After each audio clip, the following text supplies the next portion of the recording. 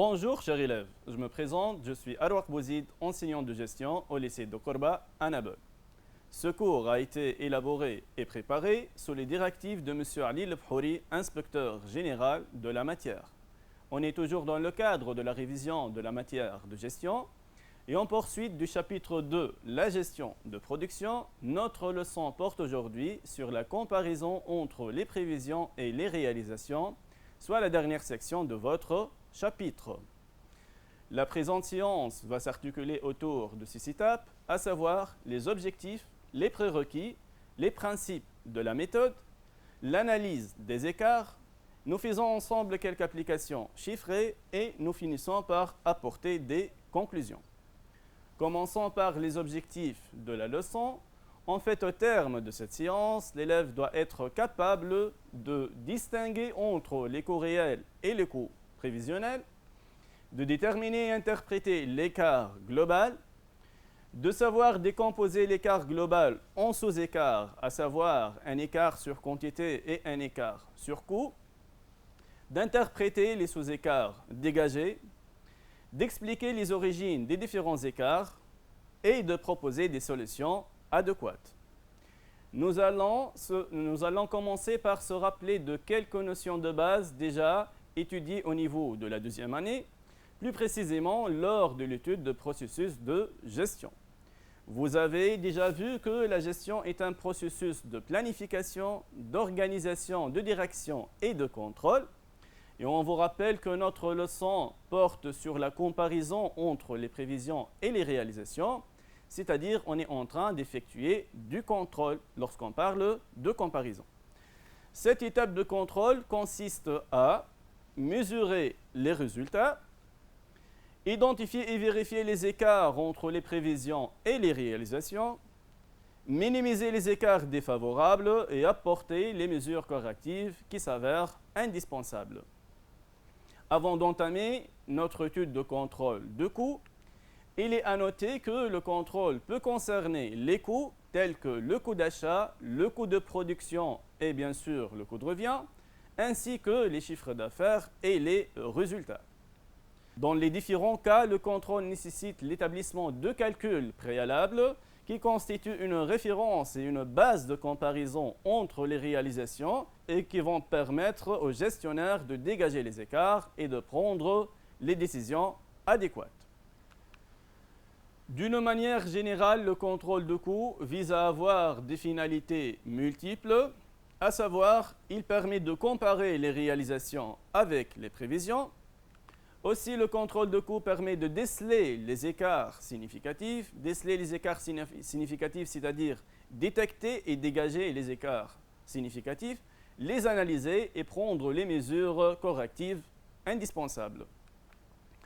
D'une autre part, le contrôle de coûts permet aussi de vérifier la performance de différents centres de responsabilité, c'est-à-dire le degré d'atteinte des objectifs par chaque centre de responsabilité.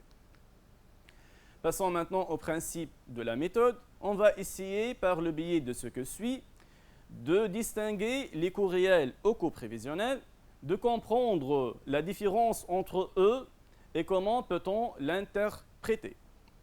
Commençons par les définitions de coûts préétablis. Alors, qu'est-ce qu'un coût préétabli? Un coût préétabli est un coût calculé antérieurement au fait qu'il engendre. C'est un coût de référence qui sert le moment venu de norme, d'objectif ou de simple prévision. Le coût préétabli se calcule et se détermine de la même façon que celle de coût réel. Alors, coût préétabli de la production est égal au coût unitaire préétabli fois la quantité totale préétablie. À ce niveau-là, il convient de distinguer les différentes catégories possibles de coûts préétablis. Quand est-ce qu'on parle d'un coût préétabli? Le coût préétabli peut prendre l'une des formes suivantes. Ça peut être un coût standard lorsqu'il est calculé à partir de normes techniques effectuées par le bureau de méthode. Ça peut prendre la forme de coût prévisionnel lorsqu'il est calculé à partir des observations statistiques et d'analyse de tendances du passé. Ça peut être un coût budgété. C'est par référence aux dépenses estimées dans les différents budgets de charges Et finalement, le coût préétabli peut être illustré d'un devis, c'est-à-dire calculé a priori pour une commande bien précise. Maintenant, après avoir défini un coût préétabli et comprendre ces différentes catégories, il convient de mettre l'accent sur l'autre base de comparaison qui est bien évidemment le coût réel. On dit coût réel ou coût constaté. Le coût réel est calculé a posteriori, c'est-à-dire après réalisation, après production, sur des données réelles de la période. Tout simplement, le coût réel de la production est égal au coût unitaire réel fois la quantité totale réelle. Maintenant, on va mettre l'accent sur la différence qui existe entre ces deux grandeurs-là. La différence entre une donnée de référence, soit une prévision, et une donnée constatée, soit une réalisation, donne lieu à l'écart. L'écart est égal coût constaté moins coût préétabli ou coût prévisionnel. Pour un même niveau d'activité, la différence entre coût réel et coût prévisionnel constitue l'écart global.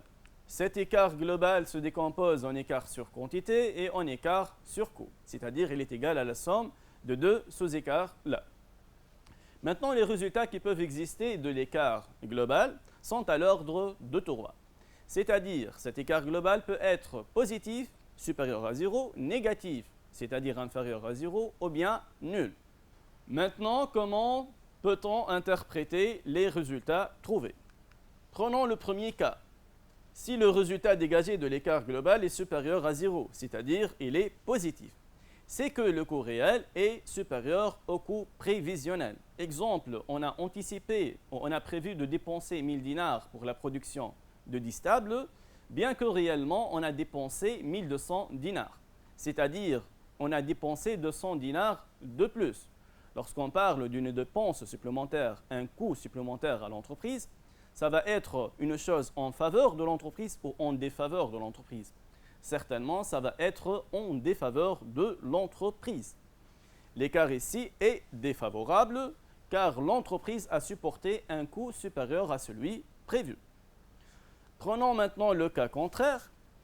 Si le résultat dégagé de l'écart est inférieur à 0, c'est-à-dire négatif, c'est bien le cas contraire de notre exemple. On a estimé de dépenser 1000 dinars, bien que réellement la production nous a coûté 900 dinars.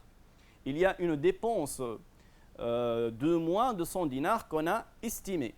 On parle d'une dépense de moins de 100 dinars, c'est-à-dire une sorte d'épargne. C'est une économie réalisée par l'entreprise. Là, certainement, on parle d'une chose qui est favorable à l'entreprise. Ici, donc, le coût réel est inférieur au coût préétabli, c'est-à-dire l'écart ici est favorable car, comme on a dit, l'entreprise a supporté un coût inférieur à celui prévisionnel. Maintenant, le dernier cas, si jamais le résultat dégagé est égal à 0, c'est que le coût réel est égal au coût prévisionnel. Ici, on ne parle pas ni d'un écart favorable, ni d'un écart défavorable, car tout simplement, les prévisions de l'entreprise ont été exactes, l'écart ici est nul. Pour une meilleure visualisation, une meilleure assimilation de la notion de l'écart global, on peut le schématiser ainsi. L'écart global est égal à la somme de l'écart sur quantité et l'écart sur coût. L'écart sur quantité, on vous rappelle qu'il se calcule de la façon suivante. On prend la quantité totale réelle auquel on déduit la quantité prévisionnelle, puis on multiplie fois le coût unitaire prévisionnel. Pareil pour l'écart sur coût. Toujours lorsqu'on dit écart, c'est qu'on va prendre une donnée réelle auquel on déduit une donnée prévisionnelle. Ça va être coût unitaire réel moins coût unitaire prévisionnel fois la quantité totale réelle. Maintenant, on va essayer ensemble de mettre l'accent sur ces deux sous-écarts-là. On a bien dit que l'écart global, voire même les sous-écarts, peuvent prendre l'une de trois résultats, soit positif, c'est-à-dire défavorable, soit négatif, c'est-à-dire favorable, soit nul. Donc, on va essayer de comprendre les causes possibles des écarts défavorables sur quantité et sur coût. Commençons par les causes d'un écart défavorable sur quantité. Lorsqu'on parle d'un écart défavorable sur quantité, ça va être certainement positif. On parle de quantité de quoi ici? On parle bien évidemment de quantité de facteurs de production, c'est-à-dire la quantité de matières premières utilisées ou consommées, la quantité des fournitures diverses, voire même le temps de main-d'œuvre. Donc, quelles sont les causes possibles des écarts défavorables? Ça peut être dû à la multiplication de pannes au niveau de machines utilisées. Ça peut être dû à l'existence des déchets excessifs, ce qui va augmenter sans doute la consommation de matières premières.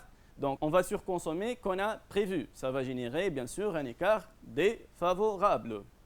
Ça peut être dû à la main-d'œuvre qui est peu qualifiée. Ça peut être dû aussi au gaspillage de temps de la main-d'œuvre, au gaspillage de matière, etc. Maintenant, qu'est-ce que l'entreprise peut faire afin de minimiser ces écarts défavorables-là? Pour la multiplication de pannes, on recommande à l'entreprise d'opter toujours à des entretiens réguliers du matériel utilisé. Et pour l'existence des déchets excessifs, il est recommandé à l'entreprise d'opter pour des systèmes économiques et veiller à l'optimisation de sa consommation. Et pour la main-d'œuvre qui est peu qualifiée, l'entreprise peut procéder à des séances de formation, soit par des bureaux externes à l'entreprise qui sont spécialisés dans la matière, ou bien par des agents internes à l'entreprise. Pour le gaspillage de temps de main-d'œuvre, l'entreprise peut instaurer un système de contrôle dissuasif, voire même elle peut opter au système de rémunération au rendement ou à des salaires à prime. Pour le gaspillage de matières premières, l'entreprise doit veiller à rationaliser sa consommation, etc. Dans le même ordre des idées, on va essayer de faire la même chose pour les écarts défavorables sur coût maintenant. On vous rappelle, sur coût, coût de quoi? C'est coût de facteurs de production, tels que la matière première, les fournitures et la main-d'œuvre. Exemple, on a prévu de payer la main-d'œuvre pour une heure de travail à 10 dinars, bien que réellement, une heure de travail de main-d'œuvre nous a coûté 11 dinars. Donc, il y a 1 dinar de plus. C'est une dépense supplémentaire à l'entreprise. Ça peut être dû, les origines possibles de ces écarts défavorables, ça peut être à l'origine d'une mauvaise gestion de stock. Disons mauvaise gestion de stock, ça va augmenter bien sûr les coûts de gestion de stock. Ça peut être dû aussi au mauvais choix des fournisseurs. Ça peut être à l'origine d'un manque d'informations sur le prix, ce qui va causer à l'entreprise des opportunités ratées. Ça peut être à l'origine d'une hausse de coût d'achat de matières premières, ainsi qu'une hausse de taux horaire de la main-d'œuvre, etc. Qu'est-ce que l'entreprise peut faire face à ces situations-là? Pour la mauvaise gestion de stock, on recommande à l'entreprise d'améliorer sa gestion de stock. Par exemple, elle peut opter au système de Wilson qui minimise le coût de gestion de stock. Pour le mauvais choix de fournisseurs, l'entreprise doit veiller toujours à rechercher davantage des fournisseurs plus compétitifs en termes de coûts. Et pour le manque d'informations sur les prix, l'entreprise doit procéder souvent à des prospections sur le marché afin de bénéficier des opportunités qui lui est offertes. Et pour la hausse de coût d'achat de matières premières, l'entreprise doit veiller à améliorer son pouvoir négociatif avec ses partenaires, notamment avec les fournisseurs. Et pour la hausse de taux horaire de la main-d'œuvre, l'entreprise doit procéder toujours à des ajustements, voire même à des salaires à pièces. Elle peut aussi automatiser sa chaîne de production, ce qui va diminuer sans doute le taux horaire de la main-d'œuvre. Maintenant, notre introduction touche sa fin. Pour mieux comprendre et afin de tester nos acquis, on va faire ensemble quelques applications chiffrées. La première application est relative à l'entreprise Vetmod qui a reçu le 1er août 2020 une commande de son tablier. Les responsables de la production ont prévu pour un tablier. Donc ce sont des données prévisionnelles unitaires. Les éléments suivants. 1,50 m de tissu à 5 dinars 900 le mètre, 0,080 kg de fournitures diverses à 17 dinars 500 le kilogramme, 0,4 heures de main-d'œuvre à 10 dinars l'heure et de frais de fabrication unitaires qui s'élèvent à 3 dinars 750. Passons maintenant aux éléments réels. Après exécution ici, le mot-clé c'est après exécution, c'est-à-dire après réalisation, donc on parle des éléments constatés et réels. Après exécution de la commande, la production de 100 tabliers a nécessité les éléments suivants. On a 170 mètres de tissu à 5 dinars 600 le mètre. On a 7 kg 500 de fournitures diverses à 18 dinars 400 le kilogramme et 45 heures de travail à 10 dinars l'heure. Finalement, 375 dinars de frais de fabrication. Passons ensemble au travail demandé. La première question stipule de calculer en annexe 1 le coût prévisionnel et celui réel de la production des quantités fabriquées. Pour ce faire, on va se baser sur l'annexe 1. L'annexe se présente comme vous voyez. Vous avez la colonne des éléments ou de charges, celle de coût préétabli et celle de coût réel. On va calculer donc le coût de production. Quel que soit coût de production prévisionnel ou coût réel, on parle du même niveau d'activité, soit les 100 tabliers. Toujours lorsqu'on parle de coût de production, certainement le premier élément à prendre en considération, c'est la matière première consommée. Ici, on parle de tissu consommé. Commençons par les données prévisionnelles pour calculer le coût prévisionnel. On vous rappelle que les responsables de la production ont prévu pour un seul tablier 1,50 m. Donc 1,50 m multiplié fois 100, ce qui donne 150 mètres, multiplié fois le coût unitaire 5 dinars 900, ce qui donne 885 dinars comme charge de matière première prévisionnelle consommée. Pour les fournitures diverses, on a anticipé d'utiliser 0,080 kg de fourniture, multiplié fois 100, on obtient 8 kg de fourniture, puis on multiplie fois le coût unitaire d'un kilogramme, 17 dinars 500, on obtient 140 dinars. Passons à la main-d'œuvre. On a 0,4 heures de main-d'œuvre pour produire un seul tablier. Multiplié fois 100, on obtient 40 heures de travail. Fois 10 dinars l'heure, ça va donner 400 dinars comme charge de main-d'œuvre prévisionnelle. Pour les frais de fabrication, on a 100 unités ici. Et on a des frais de fabrication unitaires de 3 dinars 750, ce qui donne un total de 375 dinars. Une fois les éléments constitutifs de coût de production sont prêts, on peut calculer le coût de production total prévisionnel. C'est tout simplement en faisant la somme, ce qui donne 1800 dinars. 1800 divisé par 100 pour obtenir un coût unitaire prévisionnel de 18 dinars. On va procéder de la même manière pour les données réelles, c'est-à-dire pour le coût réel. On vous rappelle que la commande de son tablier a nécessité les éléments suivants. Donc, pour la matière première, on a 170 mètres multiplié fois 5 dinars 600, ce qui donne un coût total de matière première consommée réel qui s'élève à 952 dinars. Et pour les fournitures diverses, on a 7 kg 500 multiplié fois 18 dinars 400, ce qui donne 138 dinars. Pareil pour l'heure de travail, c'est-à-dire pour la main-d'œuvre, 45 heures de travail fois 10, on obtient 450 dinars.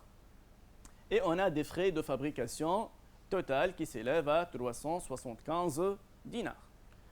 Maintenant, on peut calculer le coût de production réel total en faisant la somme.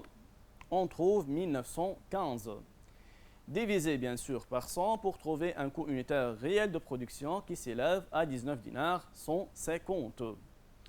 Maintenant, une fois les deux bases de comparaison sont prêtes, on peut calculer la différence qui existe entre eux, qui constitue bien sûr l'écart global. Ce qui va faire l'objet de cette deuxième question. La question stipule de calculer les écarts globaux sur les différentes composantes de coûts, à savoir le tissu, la main-d'œuvre et les frais d'atelier, tout en précisant à chaque fois s'il s'agit bien sûr d'un écart favorable ou défavorable. Pour ce faire, on va s'en servir de l'annexe 1. L'annexe se présente comme vous voyez. Vous avez la colonne des charges, celle de coût réel et celle de coût préétabli, et la dernière colonne qui concerne les écarts globaux. Maintenant, on va reprendre les éléments dégagés dans la première question. Pour le coût réel, on a trouvé ces éléments-là. On va les recopier ici. Pareil pour le coût prévisionnel. On a trouvé ces éléments-là. On va les reprendre ici. Maintenant, on peut calculer les écarts. Prenons l'exemple de tissu. L'entreprise a estimé ou a anticipé de dépenser 885 dinars pour la production de son tablier, bien que réellement elle a dépensé 952 dinars. C'est-à-dire elle a dépensé 67 dinars de plus. On parle d'une dépense ici supplémentaire, une charge supplémentaire. Donc, est-ce que ça va être un écart ou un résultat, disons, qui est en faveur de l'entreprise ou en défaveur de l'entreprise? Bien sûr, cette situation, ça va être en défaveur de l'entreprise. On parle d'un coût supplémentaire. Alors, l'écart ici est défavorable. Donc, écart sur coût positif, c'est défavorable. Prenons maintenant l'exemple des fournitures diverses. Ici, on a anticipé de dépenser 140 dinars, bien que réellement, on a dépensé 2 dinars de moins. C'est une sorte d'épargne, comme si l'entreprise a économisé 2 dinars. On parle d'économie et d'épargne, ça va être certainement en faveur de l'entreprise. Donc 138 moins 140, ça va donner un écart qui est favorable à l'entreprise. Donc un écart sur coût négatif, ça reflète un écart favorable. Pour la main-d'œuvre maintenant, 450 moins 400, positif, alors ça va être défavorable. Et pour les frais de fabrication, 375 moins le même montant, ça va être nul. Et si on ne parle pas ni d'un écart favorable, ni d'un écart défavorable, car tout simplement, les prévisions de l'entreprise en étaient exactes. Calculons maintenant l'écart global de toute la production. On va prendre le coût réel total, 1915 moins 1800. On obtient un écart défavorable de 115 dinars. On peut toutefois obtenir le même résultat de l'écart global de toute la production, soit 115, en faisant l'ensemble de tous les sous-écarts dégagés. Soit 67 dinars plus 50, ça va donner 117 dinars, plus ou moins de 2 dinars, ça va revenir à 115 dinars avec un signe plus. Une fois les écarts globaux sont dégagés, et à la recherche d'une meilleure compréhension de leur origine, on va essayer par la question suivante de défalquer les écarts globaux dégagés en écart sur quantité et en écart sur coût. Ce qui est l'objet de la troisième question. Il nous a demandé de décomposer l'écart global sur matières premières, tissus et fournitures diverses et sur main-d'œuvre en écart sur quantité et en écart sur coût, en faisant l'interprétation. On vous rappelle que l'écart global est égal à la somme de l'écart sur quantité et l'écart sur coût, et que l'écart sur quantité se calcule en prenant la quantité totale réelle auquel on déduit la quantité totale prévisionnelle, puis on multiplie fois le coût unitaire prévisionnel. Pareil pour l'écart sur quantité, on prend le coût unitaire réel auquel on soustrait le coût unitaire prévisionnel, puis on multiplie fois la quantité totale réelle. Procédons à notre question. On va commencer par le TSU. On vous rappelle que le TSU a dégagé un écart global défavorable de 67 dinars. On va le défalquer maintenant en écart sur quantité en premier lieu. On va prendre alors la quantité totale réelle de TSU consommé, moins la quantité totale prévisionnelle, puis on multiplie fois le coût unitaire prévisionnel. Ce qui donne un écart défavorable sur quantité de 118 dinars. Ici, d'où vient l'origine de cet écart défavorable-là? On a prévu de consommer 150 mètres de TSU, bien que réellement on a consommé 20 mètres de plus. Ces 20 mètres de plus ont coûté à l'entreprise 118 dinars comme dépenses supplémentaires. Passons maintenant à l'écart sur coût. On prend le coût unitaire réel auquel on déduit le coût unitaire prévisionnel, puis on multiplie fois la quantité totale réelle. On trouve 51 dinars avec un signe moins, c'est-à-dire un écart sur coût favorable. D'où vient cet écart sur coût favorable? Tout simplement, on a dépensé moins de 300 millim qu'on a prévu, ce qui nous a permis d'épargner en tout 51 dinars. On peut dire alors que l'écart global défavorable sur TSU se défalque en écart sur quantité défavorable de 118 dinars et en écart favorable sur coût de 51 dinars. On va faire la même chose pour les fournitures. On vous rappelle que les fournitures diverses ont dégagé un écart global favorable de 2 dinars. On va le diviser en écart sur quantité et en écart sur coût. Commençons par l'écart sur quantité. Prenons la quantité totale réelle des fournitures moins la quantité totale prévisionnelle et on multiplie fois le coût unitaire prévisionnel, ce qui donne un écart sur quantité favorable de 8 dinars 750, qui est à l'origine d'une sous-consommation de fournitures. On a prévu de consommer 8 kg, bien que réellement on a consommé 500 g de moins, ce qui nous a permis d'épargner en tout 8 dinars 750. Passons maintenant à l'écart sur coût. Prenons le coût unitaire réel moins le coût unitaire prévisionnel, puis fois la quantité totale réelle. On trouve un écart sur coût qui s'élève à 6 dinars 750 avec un signe plus, c'est-à-dire il est défavorable. Vous remarquez qu'on a dépensé 900 millim de plus qu'on a anticipé, ce qui a coûté à l'entreprise une dépense totale supplémentaire de 6 dinars 750. On peut dire en tout que l'écart global favorable des fournitures diverses se décompose en écart favorable sur quantité de 8 dinars 750 et en écart défavorable sur coût de 6 dinars 750. Pour la main-d'œuvre, l'écart global défavorable de 50 dinars peut être défalqué, comme on a dit, en écart sur quantité et en écart sur coût. Prenons l'écart sur quantité. Alors, la quantité totale réelle de main-d'œuvre, 2 heures de main-d'œuvre, soit 45 heures, moins 40 heures comme quantité prévisionnelle allouée à la production de son tablier, multiplié fois le coût unitaire préétabli, ce qui donne un écart défavorable sur ton de main-d'œuvre de 50 dinars. Vous remarquez aussi qu'on a utilisé 45 heures de main-d'œuvre, bien qu'on a estimé d'utiliser 40 heures. Donc, il y a 5 heures de plus. Ces 5 heures de plus ont coûté à l'entreprise 50 dinars. Passons maintenant à l'écart sur coût. On prend le coût unitaire réel auquel on soustrait le coût unitaire prévisionnel, puis on multiplie fois la quantité totale réelle. On trouve un écart qui est égal à 0, car tout simplement, les prévisions de l'entreprise en étaient exactes. L'écart global défavorable sur main-d'œuvre de 50 dinars se défalque en écart défavorable sur ton de main-d'œuvre de 50 dinars et un écart nul sur taux horaire. Maintenant, récapitulons les résultats dégagés dans cette troisième question. on a les écarts globaux et en face les sous-écarts dégagés. On va essayer par le biais de la question suivante de comprendre les origines possibles des différents sous-écarts dégagés.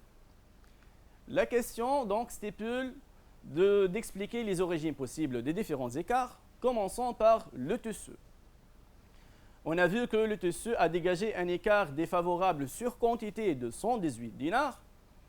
On a anticipé d'utiliser 150 mètres de tissu, bien que réellement on a utilisé 170. C'est-à-dire qu'il y a eu une surconsommation de 20 mètres qui est à l'origine de cette dépense supplémentaire à l'entreprise. Donc, d'une manière générale, ça peut être dû au gaspillage de tissu, à la multiplication de pannes au niveau de matériel utilisé. Qu'est-ce qu'on recommande à l'entreprise ici? Il est préconisé à l'entreprise de contrôler sa consommation de matière et de veiller à des entretiens réguliers de matériel utilisé. L'écart favorable sur coût a été de 51 dinars. On vous rappelle que le mètre de tissu nous a coûté moins qu'on a anticipé. Donc ça peut être dû au changement de fournisseur ou à la diminution de coût d'achat de fournisseurs actuels. On va procéder de la même manière pour les fournitures diverses maintenant. Les écarts favorables sur quantité est de 8 dinars 750 avec un signe moins. Donc c'est un écart favorable. On vous rappelle qu'on a anticipé d'utiliser 8 kg de fournitures diverses, bien que réellement on a utilisé 7 kg 500, c'est-à-dire 500 g de moins. Ces 500 g de moins nous a permis d'épargner en tout 8 dinars 750. Donc on remarque ici que le poids des fournitures a été plus léger. Et on a un écart défavorable sur coût de 6 dinars 750 car on a payé plus qu'on a estimé, donc ça peut être dû au changement de la qualité des fournitures utilisées. C'est-à-dire on a opté pour des fournitures à qualité meilleure. Lorsqu'on parle d'une qualité meilleure, en général, il y a une dépense supplémentaire au niveau de coût. Donc on peut dire en tout que les fournitures ont été plus légères, mais à des coûts plus élevés. On recommande ici à l'entreprise de rechercher toujours les meilleurs fournisseurs tout en respectant bien sûr le rapport de qualité-prix. Maintenant pour la main-d'œuvre, on vous rappelle qu'on a dégagé un écart défavorable sur temps de main-d'œuvre de 50 dinars, c'est-à-dire une dépense supplémentaire de 50 dinars. Cette dépense supplémentaire a pour origine que l'entreprise a sous-estimé le temps nécessaire de la production de son tablier. Elle a prévu d'utiliser 40 heures de travail pour toute la production, bien que réellement elle a utilisé 5 heures de plus. Ces 5 heures de plus ont coûté à l'entreprise 50 dinars. Donc ça peut être dû à l'existence d'une main-d'œuvre qui est peu qualifiée et incompétente. Ici, il est recommandé à l'entreprise de former ses salariés et de les changer si le problème persiste encore. L'écart nul sur taux horaire est dû au fait que les prévisions de l'entreprise ont été exactes en termes de coût de main-d'œuvre. Notre application touche sa fin. Pour mieux comprendre le principe de l'analyse des écarts et afin de tester davantage nos acquis, on va procéder à une deuxième petite application. Notre petite application est relative à la société Meubleplast, qui est spécialisée dans la fabrication et la vente des meubles de jardin en plastique. Elle avait prévu pour le mois de décembre 2020 une consommation de matière de 7500 kg de plastique granulé pour un montant de 15 000 dinars en raison d'une production de 1500 tables de jardin. Finalement, durant le mois de décembre 2020, il a été consommé 7 800 kg de matières premières pour un montant total de 15 444 dinars en raison d'une production de 1500 tables de jardin. Passons ensemble au travail demandé. Il nous a demandé comme première question de déterminer et calculer l'écart global sur matière première. Lorsqu'on dit écart global, bien sûr, on parle de coût réel de la production moins coût prévisionnel de la même production. Alors, écart global sur matière première, on va prendre le coût réel de la production de 1500 tables moins le coût prévisionnel de la production de la même quantité. On vous rappelle que le coût prévisionnel était de 15 000 dinars, bien que le coût réel était de 15 444 dinars. Donc, écart global égale 15 444 dinars moins 15 000 dinars, ce qui donne un écart global défavorable de 444 dinars, c'est-à-dire l'entreprise a supporté une dépense supplémentaire de 444 dinars. Passons maintenant à la deuxième question. Il nous a demandé d'analyser l'écart global sur matière première en faisant apparaître l'écart sur quantité et l'écart sur coût. On va calculer tout d'abord l'écart sur quantité. On vous rappelle que l'écart sur quantité se calcule en prenant la quantité totale réelle moins la quantité totale prévisionnelle de la matière consommée ici fois le coût unitaire prévisionnel. La quantité totale réelle était de 7800, bien que la quantité totale prévisionnelle était de 7500 kg. Multiplié fois le coût unitaire, comment on va obtenir le coût unitaire prévisionnel? C'est tout simplement en divisant 15 000 dinars par 7500 kg. On trouve le résultat suivant. Ça va donner 300 fois 2. On obtient une charge supplémentaire de 600 dinars, c'est-à-dire un écart défavorable. D'où vient l'origine de cet écart défavorable? C'est tout simplement l'entreprise a utilisé de matière plus qu'elle a estimé. Elle a utilisé 300 kg de plus. Ces 300 kg de plus ont coûté à l'entreprise une charge supplémentaire de 600 dinars. Passons maintenant à l'écart sur coût. Qu'est-ce qu'on va faire maintenant? On va prendre le coût unitaire réel. C'est en divisant le coût total réel par la quantité consommée totalement. Donc 15 444 dinars divisé par 7800 moins le coût unitaire prévisionnel, il est déjà calculé, puis on multiplie fois la quantité totale réelle. Ce qui donne un écart favorable sur coût de 156 dinars. Et si l'entreprise a épargné, a économisé 156 dinars. Ceci est dû à la surestimation ou survalorisation du coût de matière utilisée. Elle a anticipé qu'un kilogramme va coûter 2 dinars, bien que réellement 1 kilogramme a coûté à l'entreprise 1 dinar 980. Donc, en tout, on peut dire qu'il y a eu un gaspillage au niveau de la quantité de matière première. Le gaspillage, c'était de 300 kg. Ceci a entraîné un coût supplémentaire de 600 dinars et on a réalisé une économie de 156 dinars, réalisée bien sûr sur le coût de matière première. Passons maintenant à la troisième question. Il nous a demandé en tout d'interpréter les résultats obtenus. On vous rappelle que l'entreprise n'était pas performante au terme des prévisions. Elle a prévu d'utiliser 7500 kg, bien que réellement elle a utilisé 300 kg de plus. Pareil pour le coût. Elle a prévu de dépenser 15 000 dinars, bien que réellement elle a dépensé 444 dinars de plus. Donc, on peut dire que la société n'est pas performante, étant donné qu'elle n'a pas pu atteindre son objectif suite au gaspillage dans la consommation des matières premières. Par conséquent, elle doit contrôler ses facteurs de production afin d'identifier l'origine de gaspillage et prendre les décisions adéquates. Notre application touche sa fin. Maintenant, pour conclure, qu'est-ce qu'on va retenir? L'écart global, bien sûr, est la différence entre un coût réel et un coût prévisionnel du même niveau d'activité. L'écart global se défalque ou se décompose d'un écart sur quantité et un écart sur coût. L'écart sur quantité se calcule de la manière suivante en prenant la quantité totale réelle auquel on déduit la quantité totale prévisionnelle, puis on multiplie fois le coût unitaire prévisionnel.